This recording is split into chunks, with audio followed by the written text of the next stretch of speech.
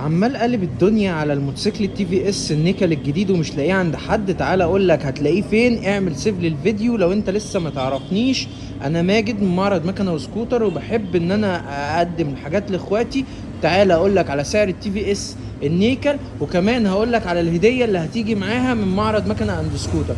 اول حاجه الموتوسيكل ده 150 سي سي، موتوسيكل محترم جدا تنفع تشتغل بيه.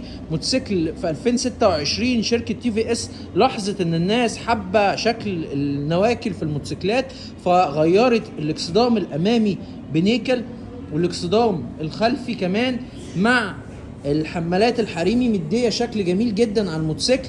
الموتوسيكل ده متاح لدى معرض مكنه وسكوتر بسعر 52300، وكمان معاهم 2 غيار زيت مجانا.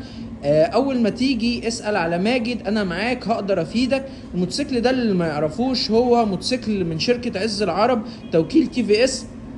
موتوسيكل خاماته محترمه جدا، يعتبر افضل موتوسيكل للشغل في الفئه السعريه دي. بيجي بموتور 150 سي سي على كاتينا بنظام الكربراتير. الموتوسيكل ده هيقدم لك قيمه مقابل سعر، لان هو استهلاكه في البنزين من احسن الاستهلاكات اللي موجوده، حوالي 45 ل 50 كيلو في اللتر. فدي حاجه كويسه جدا بالنسبه لان المنافسين بتوعه حوالي من 30 ل 35 اقصى حاجه. الموتوسيكل ده الاضاءه بتاعته بالكامل هالوجين، بينزل بنظام امامي فرامل باكم وخلفي تيل. موتوسيكل محترم جدا، بيجي لك بعداد انالوج واضاءه اماميه بالكامل هالوجين لسهوله الصيانه.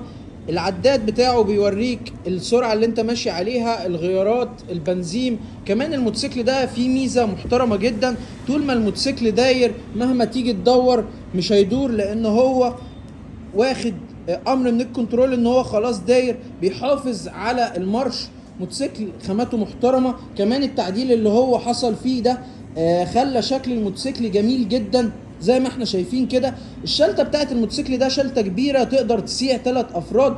كمان تي في اس عامله ضمان من اقوى انظمه الضمان اللي موجوده في مصر، يعتبر هو الوحيد اللي بيدي ضمان على منتجاته اصلا، ضمان سنتين او 30 الف كيلو.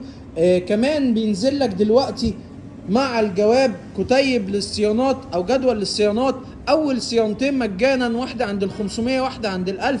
وكمان كاتب لك دوره الصيانه بالكامل من اول 0 كيلو متر لغايه 30 الف كيلو متر، مش سايبك، ومنزل لك جدول صيانات في ميعادهم المنتظم عشان تقدر تحافظ على موتوسيكلك لو هتشتغل بيه.